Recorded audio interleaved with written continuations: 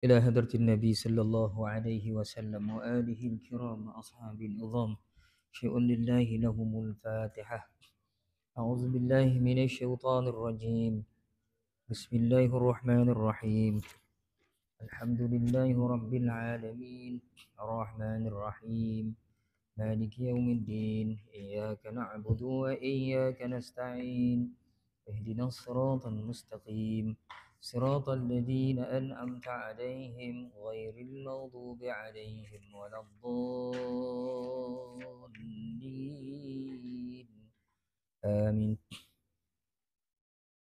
أعوذ بالله من الشيطان الرجيم. بسم الله الرحمن الرحيم. الحمد لله رب العالمين والصلاة والسلام على أشرف الأنبياء والمرسلين وعلى آله وأصحابه أجمعين.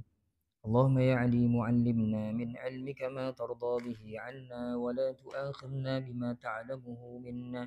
يا عليم خلقنا بخلق العلم وحققنا بحقائق العلم. رب اشرح لنا صدورنا ويسر لنا أمورنا واحلل عقدة من ألسنتنا يفقه أقوالنا والحمد لله رب العالمين. أعوذ بالله من الشيطان الرجيم. بسم الله الرحمن الرحيم. السلام عليكم ورحمة الله تعالى وبركاته. الحمد لله والصلاة والسلام على رسول الله وعلى آله وصحبه ومن والاه. أشهد أن لا إله إلا الله وأشهد أن محمدا عبده ورسوله. قال رب اشرح لي صدري ويسر لي أمري واحلل عقدة من لساني يفقه قولي. أما بعد. Yang berusaha pengurusi surau beserta dengan ahli jawatan kuasanya, ashabul fadilah, tuan-tuan imam, tuan-tuan guru, tuan-tuan haji, puan-puan hajah, tuan-tuan, puan-puan, hadirin, hadirat yang dirahmati Allah Subhanahu wa taala sekalian. Mudah-mudahan kita sentiasa berada di bawah pemeliharaan Allah Subhanahu wa taala di sepanjang hayat kita yang berbaki ini. Mudah-mudahan Allah Subhanahu wa taala tuan-tuan sentiasa merahmati kehidupan kita, merahmati umur kita, menjadikan ia berkat. Insya-Allah mudah-mudahan kembalinya kita nanti di sisi Allah Subhanahu wa taala, mudah-mudahan kita dijemput dalam keadaan yang baik, diampunkan segala kesalahan, insya-Allah diletakkan bersama orang-orang yang soleh, mudah-mudahan. Allahumma amin. Jadi macam biasa tuan-tuan, malam ni kita berkuliah tafsir minggu pertama, Ahad pertama setiap bulan dengan Ahad ketiga kita berkuliah tafsir. Dan saya difahamkan kita hari ni ada hajat saudara kita yang untuk buat majlis tahlil kan, jadi kita tak ambil masa panjang lah. Isyak masuk kan kita berhenti terus, kita solat isyak dan kita sempurnakan hajat saudara kita, insya-Allah mudah-mudahan. Jadi malam ni tuan-tuan kita sampai ke muka surat 58 yang ada kita tafsir ni, muka surat 58, surah Al-Mutaffifin ayat yang ke-15. Surah Al-Mutaffifin ayat yang ke-15, juzuk 30, muka surat 58. Allah Subhanahu wa taala berfirman, A'udzu billahi minasy syaithanir rajim. Bismillahirrahmanirrahim. Kalla innahum an rabbihim yawma idzin lamahjubun. Thumma innahum lasalul jahim. ثم يقال هذا الذي كنتم به تكذبون. كلا إن كتاب الأبرار لفي عليين. وما أدراك ما عليون. كتاب مرقوم يشهده المقربون. إن الأبرار لفي نعيم على الأرائك ينظرون. تعرف في وجوههم نضرة النعيم. yusqawna min rahiqim makhtum khitamuhu misk wa fi dhalika falyatanafasil mutanafisun. Sadaqallahul azim. Kalla innahum. Huruf mad yakni alif bertemu dengan hamzah berbari bawah dalam dua perkataan. Mad jaiz munfasil. Apabila huruf mad sama ada alif atau waw atau ya bertemu dengan hamzah berbaris dalam dua perkataan di mana huruf mad duduk di hujung perkataan yang pertama, huruf hamzah berbaris duduk di kalimah yang kedua, maka itu adalah mad jaiz munfasil. Kita baca dengan 4 harakat. Nak mudahkan tuan, kita baca 4. Innahum, nun bersabdu. Semua nun bersabdu wajibul gunnah, wajib dengung. 2 harakat. Innahum. Innahum an. Hum an. Mim mati bertemu dengan ain. Izhar syafawi. Atau yang tak kenal ni izhar syafawi, cukuplah dia tahu kaedah penulisan bersama Usmani ni, semua mim yang mati dan diletakkan tanda mati di atasnya, mim itu hendaklah dibacakan dengan tanpa dengung. Innahum an. Innahum an ar-rabbihim. Nun mati bertemu dengan ra. Hukum dia idgham bila gunnah. Dibaca tanpa dengung. Dulu kita sebut semua nun yang mati, seandainya nun tu mati, tiada tanda mati di atasnya dibaca dengan dengung. Kecuali itu jangan tinggal. Kecuali di hadapannya huruf lam dan ra. Macam ni lah. Nun ni mati, tak ada tanda matinya, sepatutnya dengung. Tetapi oleh kerana ra di hadapan tu, ra ni menegah daripada dengung. Jadi kita kena baca idgham bila gunnah. Idgham, masukkan nun ke dalam ra tanpa dengung. Ar-rabbihim. Ar-rabbihim yaw. Bihim yaw. Sama dengan innahum an. Izhar syafawi, dibaca tanpa dengung. Yawma idzin lamahjubun. Baris 2 di bawah. Ini pun kita selalu sebut. Semua baris 2 di bawah atau baris 2 di atas, seandainya baris 2 itu kedudukan baris dia selari, kita baca tanpa dengung. Kalau baris 2 itu tidak selari macam ni, kita baca dengan dengung. Kecuali di hadapannya huruf lam dan ra. Macam ni sepatutnya dengung. Sebab baris 2 tu tak selari. Tapi oleh kerana ada huruf lam, maka dia menegah daripada dengung. Yauma idzil lamahjubun. Ataupun hukum ni idgham bila gunnah. Yang mahir tajwid dia tahulah ini idgham bila gunnah, tak boleh dengung. Lamahjubun. Bun tu idgham pula. Man arid disukun. Boleh baca 2, boleh baca 4, boleh baca 6 harakat. Thumma mim bersabdu. Semua mim dengan nun yang bersabdu dibaca dengan 2 harakat dengung. Thumma innahum, ada dua-dua tu. Mim pun sabdu pun ada, nun bersabdu pun ada. Dua-duanya kita wajibul gunnah, wajib dengung qada 2 harakat. Summa innahum lasa. Hum lasa. Lasalul jahim. Hum lasa tu sama dengan innahum an rabbihim yaw. Izhar syafawi, dibaca tanpa dengung. Lasalul jahim. Jahim man arid disukun. Him tu boleh baca 2, boleh baca 4, boleh baca 6.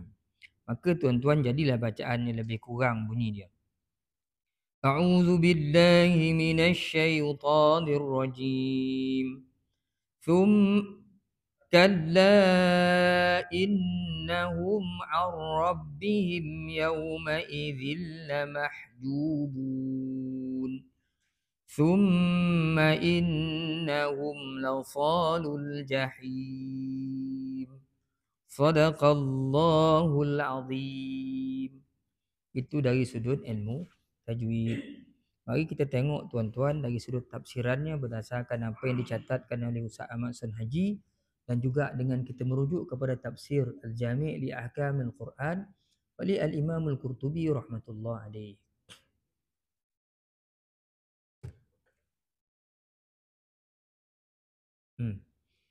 Janganlah melakukan demikian. Sesungguhnya mereka pada hari itu sememangnya tertutup dari rahmat Tuhan mereka. Kenapa? Apa maksud janganlah melakukan demikian ni? Maksudnya mereka mengatakan Quran sebelum ni kan orang-orang kafir dia mendustakan hari pembalasan dan juga dia tidak percaya dengan Quran. Hari dibangkitkan semula pun dia tak faham, dia tak yakin. Quran pun dia tak nak beriman, tak yakin. Maka Allah Ta'ala sebut, kalla, janganlah melakukan demikian. Sesungguhnya mereka pada hari itu sememangnya tertutup dari rahmat Tuhan mereka.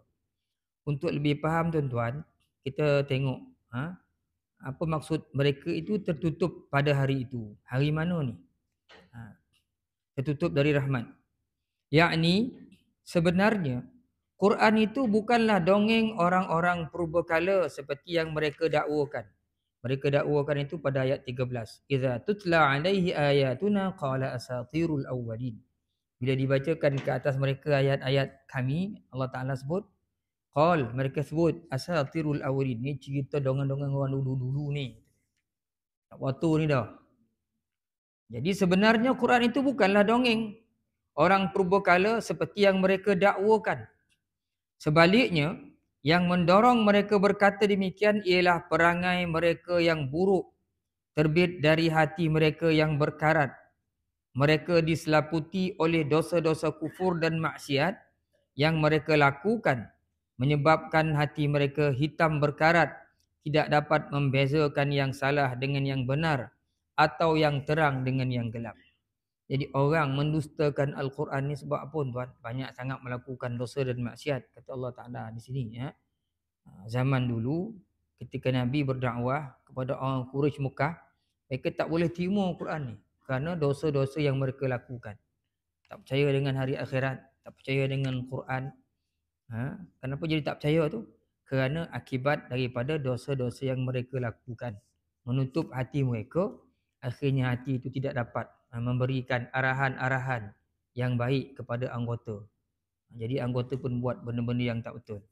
Itu juga kita hari ni tuan-tuan. Bila hati ni dah berkarat, ditutup dengan titik-titik hitam yang kita dah bincang sebelum ni. Satu kesalahan kita buat, satu titik hitam. Nuktah wahidah. Diletakkan satu titik hitam. Jadi bila banyak kita buat kesalahan, kemudian tidak ada istighfar, tidak bertaubat pada Allah, maka akhirnya hati itu menjadi kelam, gelap dan dia tidak boleh memberi petunjuk kepada Tuannya. Janganlah melakukan perbuatan kufur dan maksiat. Sesungguhnya mereka pada hari itu sememangnya tertutup dari rahmat Allah, tidak akan memperolehi keredaannya. Sedang di akhirat mereka juga akan terdinding dari melihat Allah. Orang yang kufur dengan Allah Ta'ala, yang tak beriman dengan Allah, yang kafir, besok di akhirat, kata Ustaz Ahmad Sunaji di sini, mereka akan tertutup daripada rahmat Allah. Tidak mendapat ridha daripada Allah Subhanahu Wa Ta'ala. Dan terdinding daripada melihat Allah. La mahjubun tu terdinding daripada melihat Allah. Ayat ini mengikut Imam Syafi'i merupakan dalil bahawa orang-orang mukmin di akhirat dapat melihat Allahu Azza wa Jalla. Ayat ni menjadi dalil kepada Imam Syafi'i. Kata dia dalil ayat ini menunjukkan orang beriman memang boleh melihat Allah di akhirat. Kata Imam Malik, musuh-musuh Allah di akhirat tertutup sehingga tidak dapat melihat Allah. Sedang Allah memperlihatkan kebesarannya kepada kekasih-kekasihnya, para wali, sehingga dapatlah mereka melihatnya. Jadi di akhirat ayat ni cerita, sesungguhnya mereka pada hari itu sememangnya tertutup dari rahmat Tuhan mereka. Jadi ada yang sebut tertutup daripada rahmat, tak dapat rahmat. Ada yang ahli tafsir sebut terhalang daripada mendapat ridha Tuhan. Ada yang sebut la mahjubun, tertutup dengan maksud tertutup mata mereka daripada melihat Allah. Kerana orang-orang yang beriman, antara nikmat besar di dalam syurga Allah besok, dia dapat melihat Allah. Itu kata Ustaz Ahmad Sunaji. melalui catatannya ni. Kita tengok apa yang dicatat oleh Al-Imam Al-Qurtubi rahmatullah alaih. Kata Imam Qurtubi di sini, wa qala Zujjaj. Zujjaj kata apa?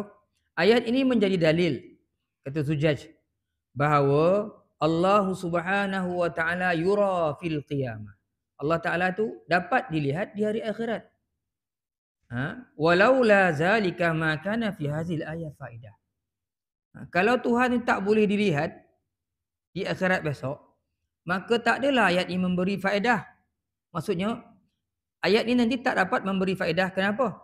Tidaklah dihina kedudukan orang-orang kafir yang terhalang daripada melihat Tuhan. Jadi, ayat ini beritahu, bila orang kafir terhalang daripada melihat Tuhan, maknanya ada orang yang Allah Ta'ala beri dia peluang untuk melihat Allah. Kata Zujjaj, bila Allah Ta'ala sebut orang-orang yang kufur ini, dia dihalang daripada melihat aku, dia mahjub atas tujuan penghinaan. Tuhan menghina orang-orang yang kafir. Kau besok ke akhirat kau tak dapat tengok wajah aku, tak dapat tengok dia. Bila menghina orang kafir, kata Zujjaj, dalam masa yang sama Allah Ta'ala mengangkat kedudukan orang beriman, mana mereka akan dapat melihat Allah Subhanahu wa Ta'ala. Barulah ayat ni memberi faedah yang besar, kata Zujjaj.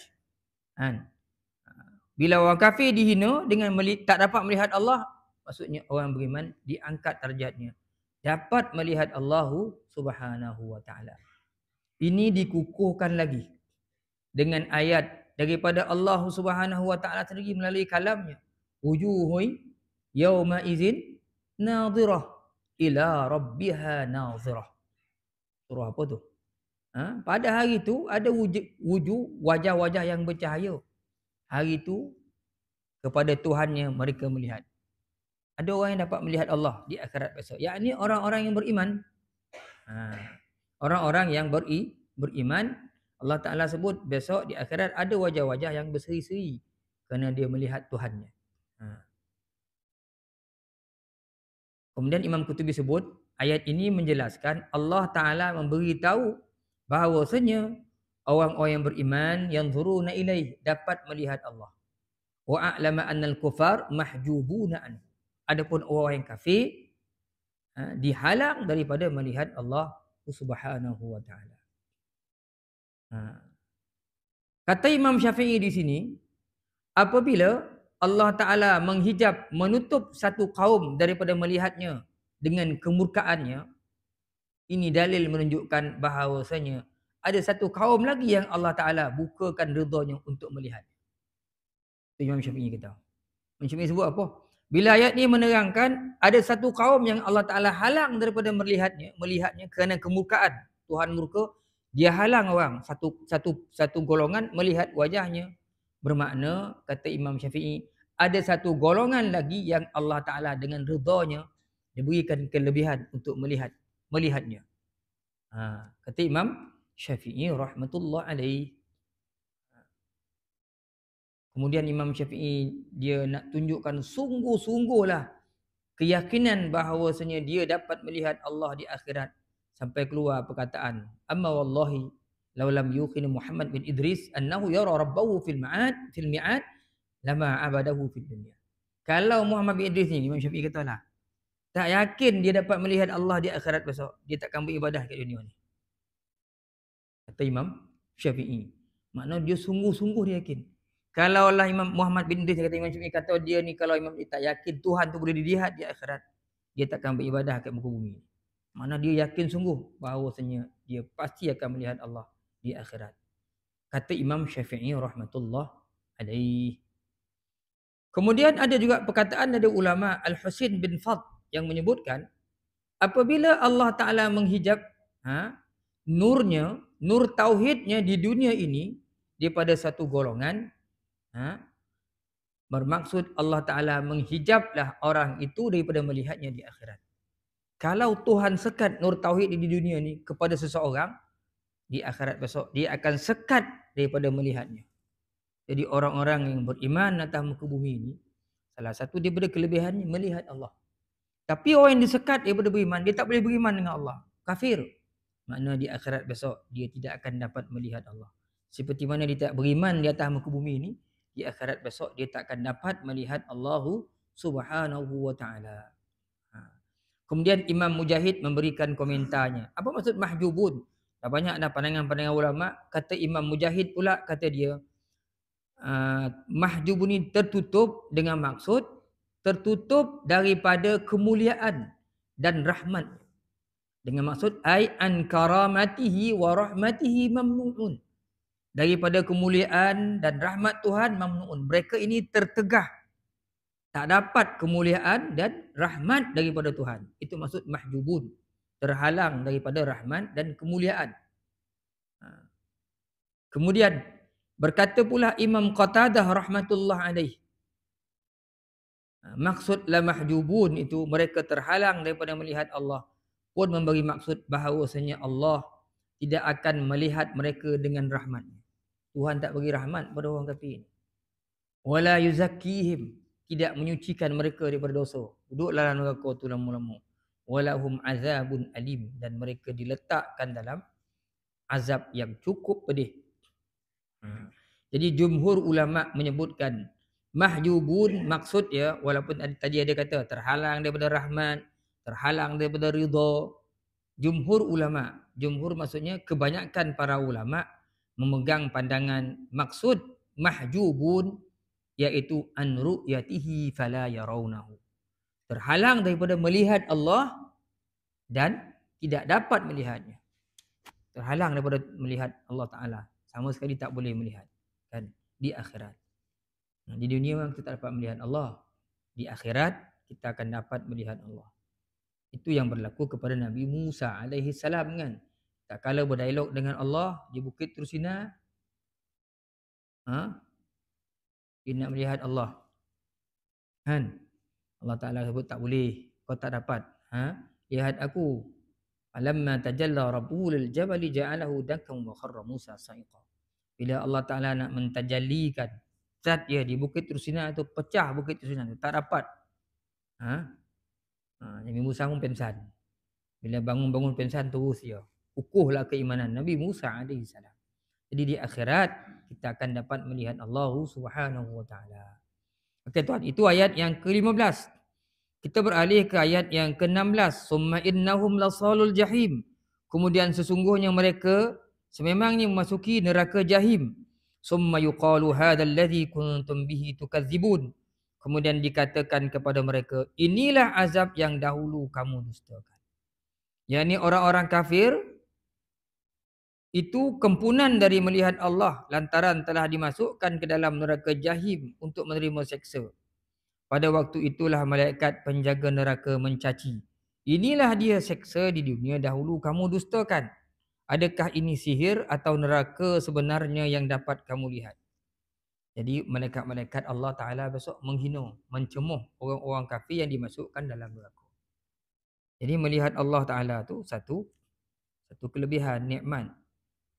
Mungkin dia tanya, apa nikmat Tuhan mandang? Mandang tadi.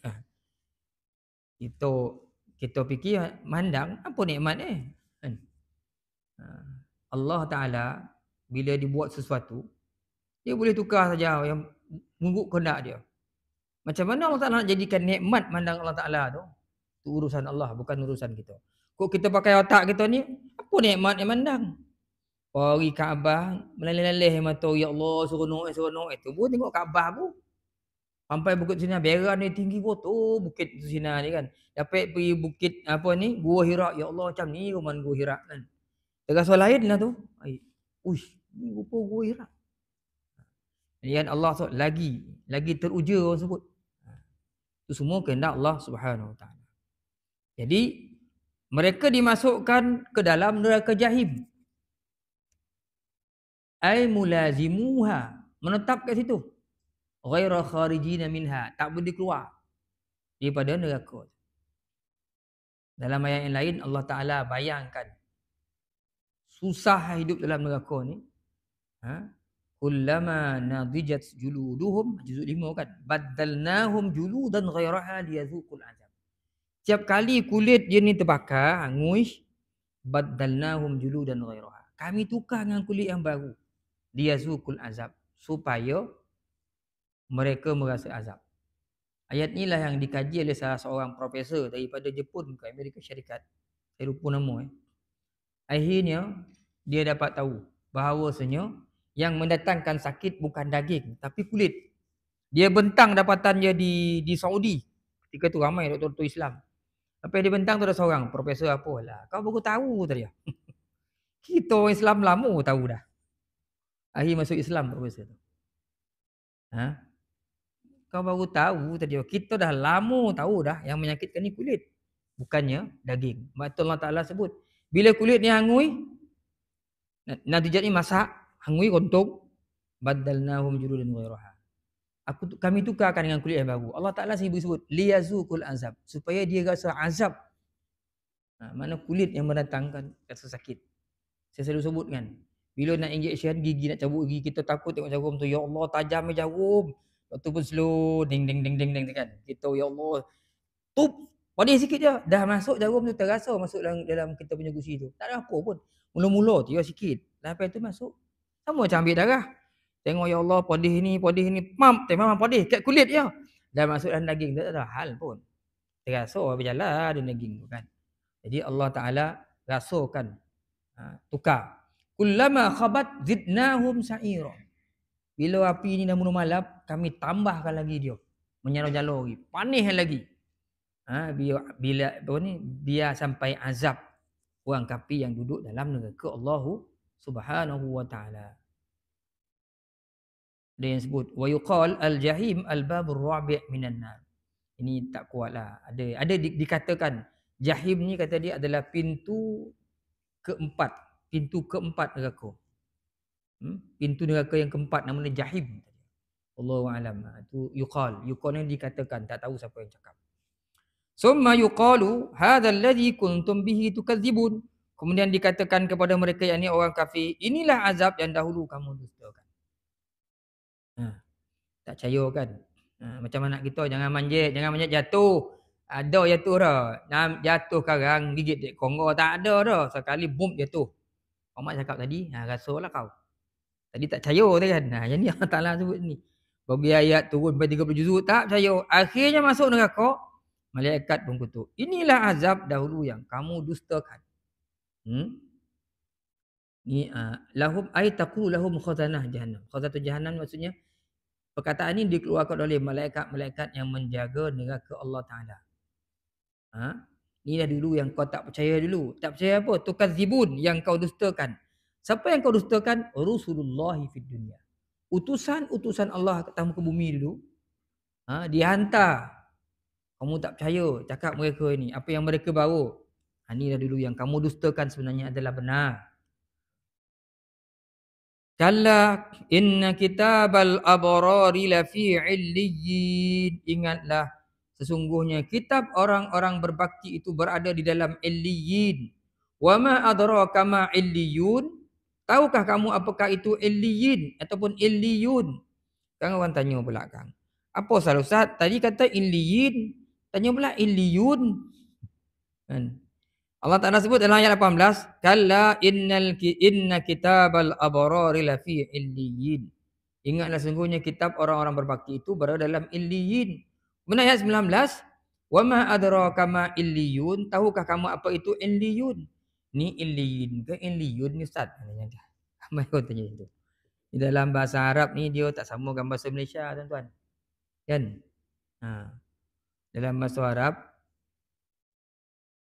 dia ada istilah-istilah marfu', mansub, majrur itu tak dapat kita nak terang dengan tuan-tuan. Main kau ngaji bahasa Arab betul boleh bayang. Jadi illiyun dengan illiyin tu sama. Tahukah kamu apa tu illiyun? Kitabum marqum. Kitab yang bertulis. Yashhaduhul muqarrabun. Yang disaksikan oleh malaikat-malaikat yang menghampirkan diri kepada Allah. Setelah menyebutkan keadaan orang-orang derhaka, disebutkan pula keadaan orang yang banyak berbakti dengan menyuruh ingat. Sesungguhnya orang-orang yang berbakti itu kitab catatan amalannya berada dalam illiyin. Allah Ta'ala sebut, orang buat baik, semua amal-amal kebaikan itu, Allah Ta'ala catat amalan itu. Diletakkan kitab itu di illiyin ataupun illiyun. Wa ma adraka ma illiyun. Tahukah kamu apa itu illiyun ataupun illiyin? Dalam ni di sini tak diterangkan oleh Ustaz Ahmad Sunhaji. Dalam tafsir Qutubi ni ada dijelaskan.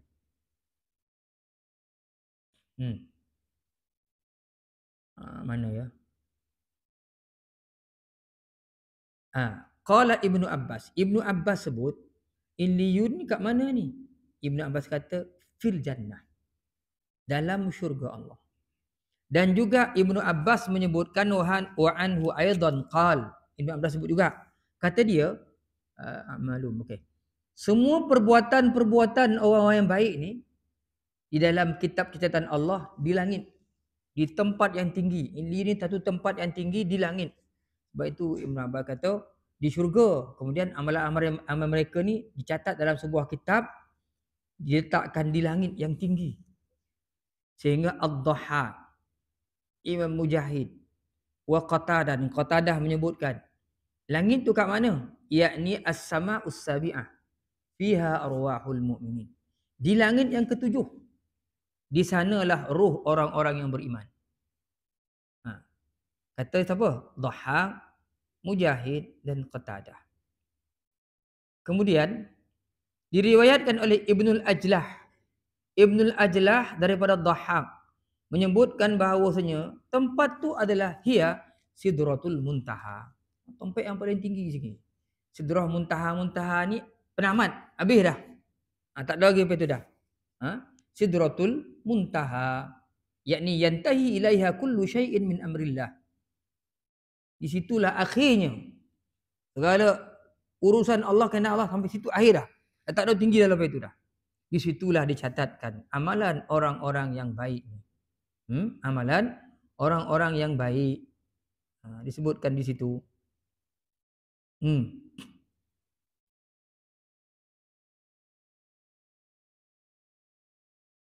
Kemudian berkata Ka'am al-Ahbar. Kata Ka'am al-Ahbar. Kat sini ada. Ustaz Ahmad Sunhaji dah karang. Kata para mufassirin, roh orang mukmin yang mati akan naik ke langit dan dibukakan pintu langit untuk ia masuk. Ini adalah perkataan Ka'am al-Ahbar. Inna ruhal mu'min idza qubidat su'ida biha ila sama'. Jadi Ka'am al-Ahbar ni, perkataan ni adalah perkataan Ka'am al-Ahbar. Roh orang yang mukmin yang mati akan naik ke langit dan dibukakan pintu langit untuk ia masuk. Lalu disambut pula oleh para malaikat dengan kegembiraan. Kemudian mereka pun keluar bersama roh tersebut sehingga sampai ke Arash. Di sana dikeluarkan selembar kertas untuk ditulis. Kemudian dimeteraikan di atasnya bahawa roh orang mukmin itu terselamat dari dihisab dan dari dikenakan azab dengan disaksikan oleh malaikat-malaikat muqarrabun tersebut. Kan bila kita meninggal dunia, dalam lebih jelas lagi Al-Imam Al-Qurtubi dia bahaskan dalam kitab dia At-Tazkirah fi Ahwalil Mauta wa Umurul Akhirah kan. Bila kita meninggal semua roh-roh ni akan dia naik ke langit. Dibawa naik ke langit. Malaikat bawa kita. Dia naik ke langit macam ni.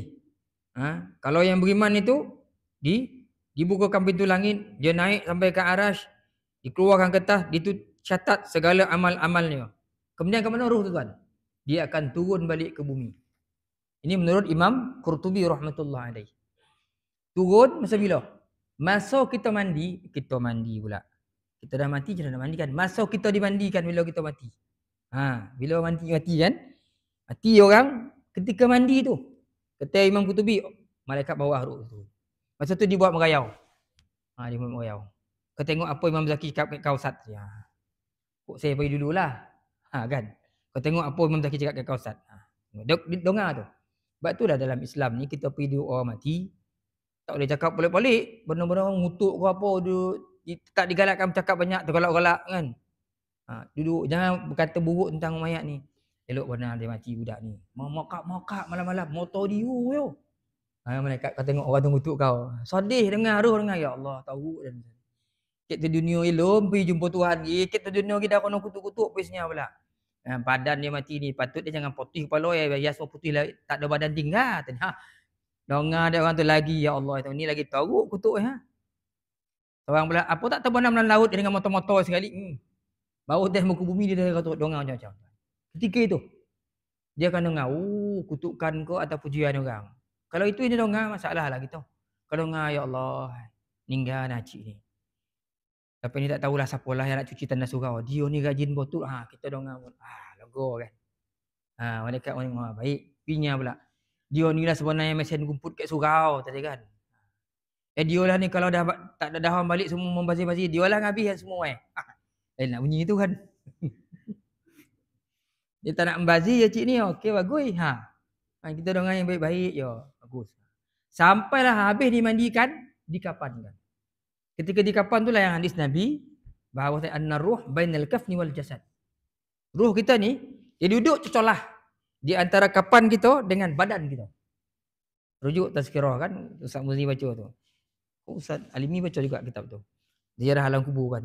Kau kitab lain. Dia duduk betul-betul antara kapan dengan jasad. Ruh orang beriman dia akan cakap, apa lambek bona ni? Tak sabar-sabar nak masuk kubur. Bertemu dengan Allah. Mendapat kelebihan-kelebihan. Ambil bona botu lah orang. Sebab itu kita tak digalakkan bona. Nak melama-lamuan ni. Lepas itu pula, tu roh orang beriman. Roh orang yang tak beriman, janganlah dibawa. Janganlah copek botu lah orang di jalan tu kan. Copek nak ke kubur dah nampak dah azab itu. Ya Allah itu. Dia orang beriman ni, kematian tu adalah bukan tinggal dunia sebenarnya, nak pergi ke satu pindah alam, ke alam yang lain untuk bertemu dengan Allah Subhanahu Wa Taala. Jadi ke situ dia ambil tuan-tuan kan, roh kita mati. Sampailah dia masukkan dalam kubur, datang dua malaikat Roman, belum datang lagi muka nangki. Roman datang dia tengok dulu. Tengok Roman ni dia macam kalau dalam askar dia peninjau. Dia tak nyorang orang, dia tengok tak tahu apa istilah ada 2-3 orang meja sini dia tahu apa cerita istilah kan. Dia ninjau dia tak jorang, dia tengok dulu. Ke mana kedudukan ni, berapa ketumbukan tentera musuh, apa kuat kekuatan ni, apa ada apa senjata akan dia beritahu. Yang nyorang baru nyorang. Roman ni tentu dia tengok dulu. Orang beriman. Kan dia pun beritahu muka nangki. Tak payah tanya lebih-lebih dah dah. Tak baik budak tu. Saya memang tahu budak baik tu. Tak payah jalan lebih ni, habis kurang lah. Tanyalah 2 kali 2 berapa, 4 kali 2 pun dah. Ingat. Tak macam tu lah cerita ada. Makna dalam tubi tu. Dia memudahkan urusan tu. Orang beriman ni dimudahkan urusan. Seorang nak dah baca, saya dah tahu marabbuka. Senang nak jawab, kok mulut nak jawab senang. Tapi amalan kita jawab. Kan? Amalan kita ketika itu. Kau tak beramal, apa nak jawab? Iman nipih lebih nipih berkulit bawang lagi. Roman pun beritahu muka nangki. Ya lebih ada orang baik tu. Kan? Orang baik biarlah dia. Jadi panjanglah cerita alam barzah tu. Yang lain pun datang jumpa. Kau kena tak cik apa tu Kasim tu hidup tak lagi tu kan. Sampai yang malaikat kata dia baru sampai ni, biar ada rehat-rehat sini dulu. Kan? Sebab tu ada perkataan al-arwah yatadhawaruna bainahum. Orang mati, roh orang mati ni dia ziarah sesama dia dalam kubur. Dunia dia lah, bukan dunia kita. Ada yang tidur terus. Ada yang tidur macam tidur pengantin, ada yang kena azab. Kan? Ikutlah bergantung pada amalan. Kan? Dia merayau-rayau dalam tu kan, tengok ziarah. Kau kena tak ni. Pernah hari. Agak-agak bila sampai jumpa kita tu, tokoh macam lambek sikit lah. Kan? Tak tahulah orang sana kan apa cerita. Macam tu lah lebih kurang. Macam kita. Cumanya kita di dunia. Sebab itu disebut alam barzah. Kita alam dunia. Kan? Allahu'alam. Ini disebut oleh Ka'ab al-Ahbar. Kalau orang tak beriman naik ke atas, kemudian ditutup pintu langit, kemudian dilontar ke bawah, seolah-olah dilontar ke bumi yang jauh. Kan? Wa man yusyrik billahi fa ka'annama kharra minas sama'. Orang-orang yang mensyirikkan Allah ni, fa ka'annama kharra minas sama', seolah-olah jatuh daripada langit. Dia tak dibukakan tu langit. Naik ruh tak diterima. Orang beriman ni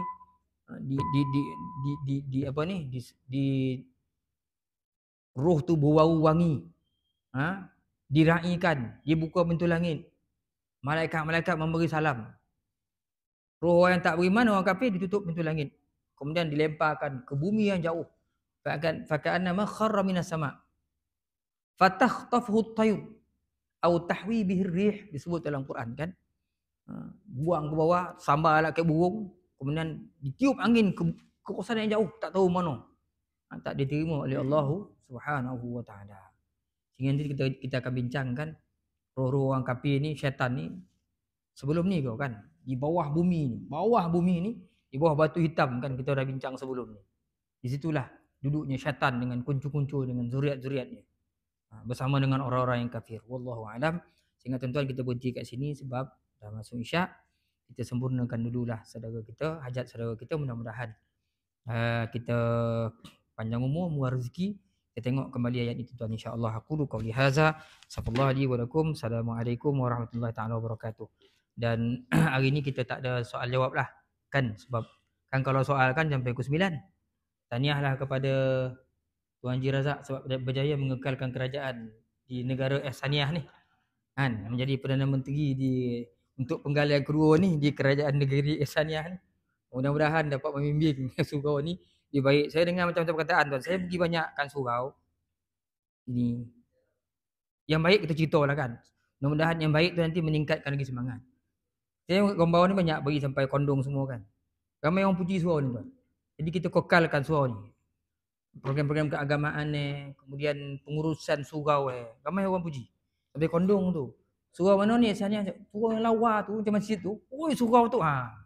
Tak ada oi surau tu. Tak ada tu dah, tak ada. Memang bagus. Jadi mudah-mudahan JK baru ni kan dengan Perdana Menteri yang lama ni makin bersemangat menguruskan surau ni dengan baik. Dan alhamdulillah lah, sambutan hari raya tu kita bagi kredit lah pada Muslimah kan. Memang saya ingat, memang meriah lah. Bawa rumah duit, tak pernah terfikir lah macam ni orang Ihsaniyah kan. Siap daun kelapa meletak ke setua kan. Meriah betul lah, rasa macam hari raya pertama lah rasa kan. Ada seorang ustaz ni datang sini, ustaz, macam ni komuniti Ihsaniyah ni. Ya macam ni, kalau macam ni seronok hidup masyarakat ni. Di mana pujian tu bagus tuan-tuan untuk Ihsaniyah ni. Kekalkan lah, jangan sok sampai ada ngutuk lah. Malas dia Ihsaniyah dia bodoh Jadi kuliah-kuliah pun alhamdulillah pengurusan yang bagus kan. Mudah-mudahan tuan-tuan kita seronok beramal di sini, seronok mengaji di sini. Mudah-mudahan kita berhimpun di sini dalam keadaan yang cukup mesra, cukup bagus, cukup selesa, kondusif. Baca kitab kan. Mudah-mudahan besok di akhirat juga kita jumpa dalam keadaan yang macam ni juga, mudah-mudahan. Saya nampak tengok muka tuan-tuan, tuan-tuan dapat tengok muka saya di tempat yang sama dalam syurga Allah Subhanahu wa taala. Mudah-mudahan, Allahumma amin. Bismillahirrahmanirrahim. Alhamdulillahirabbil alamin, wassalatu wassalamu ala asyrafil anbiya wal mursalin wa ala alihi wa ashabihi ajma'in. Allahumma zidna ilman nafi'a warzuqna fahma. Allahumma rzuqna fahman nabiyyin wa hifzan mursalin birahmatika ya arhamar rahimin. Allahumma ya muqallibal qulub tsabbit qulubana ala dinika wa ala ta'atik. Allahumma rzuq auladana bin najahi fi kulli imtihanihim birahmatika ya arhamar rahimin. Alhamdulillahirabbil alamin. Tasbih kafarah dan suratul asr. Subhanallah bihamdik, asyhadu an la ilaha illa anta, astaghfiruka wa atubu ilaik. Bismillahirrahmanirrahim. Wal 'ashr innal insana lafi khusr illa alladhina amanu wa 'amilus shalihat wa tawassaw bil haqq wa tawassaw bis sabr. Wallahu a'lam bissawab.